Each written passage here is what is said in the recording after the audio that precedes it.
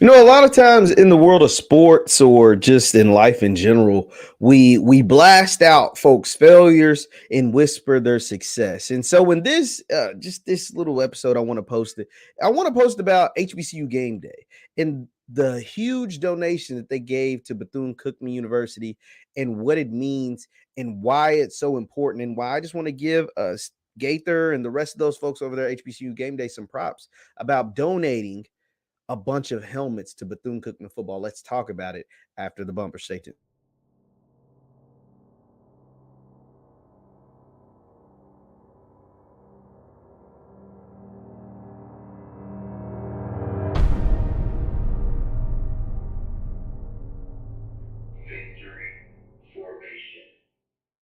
Well, good. What's good, good people? My name is JeffLightsYJr. This is the Victor Formation Sports Show right here on JeffLightsYJr. YouTube, Facebook, and wherever we get your podcast. Be sure to hit that thumbs up button, like, share, and subscribe. Now, HBCU Game Day, founded by Stephen Gaither, got some really good folks, really talented people over there at HBCU Game Day, and they've been doing a good job covering HBCU sports, all sports, for a number of years, for over a decade, I want to say.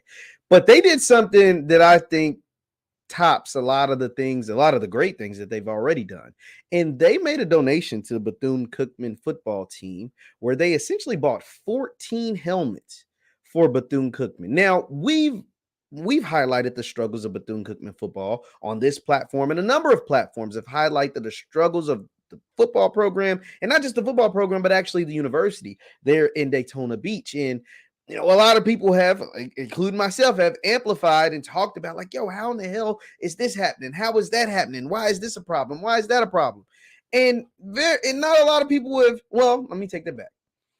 It hasn't been discussed some of the great things that people are now doing. And so they introduced their head coach, Raymond Woody, today, and he was giving his spiel and talking all things football, talking about his love for his alma mater because he is a graduate of Bethune-Cookman and all these great things that he plans on implementing. And this all falls after the backlash Bethune, the university, received for the living conditions of the students. Bethune, the football program, received for the conditions and the lack of facilities for the football team and all this kind of stuff. And then obviously the Ed Reed debacle that we've highlighted and we've documented ad nauseum here on this platform. And so a group of people, the folks over at HBCU Game Day, said, we've been reporting on this and we've been profiting off this because you guys click our articles, we get ads, all this stuff, click our videos and stuff when we talk about the bad things.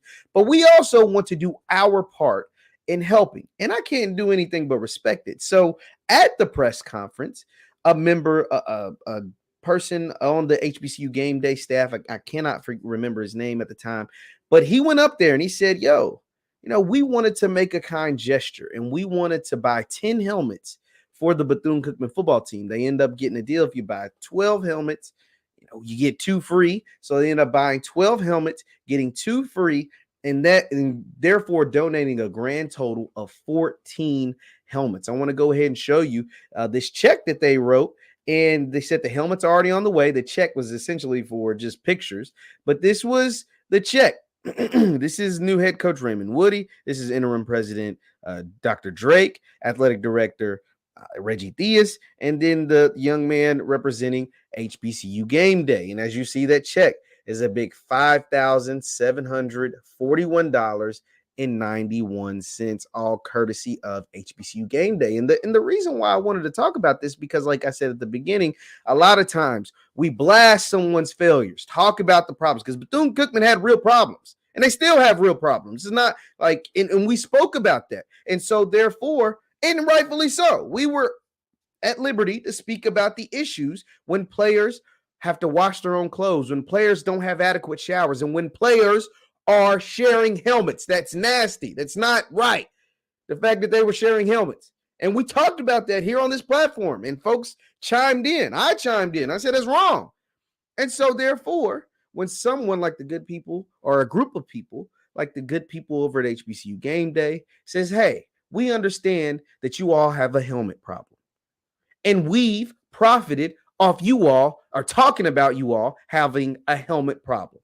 Well, here is us doing our part to help fix your helmet problem. And I'm not saying it fixes it completely, but here is our part to make sure you get 14 brand new helmets.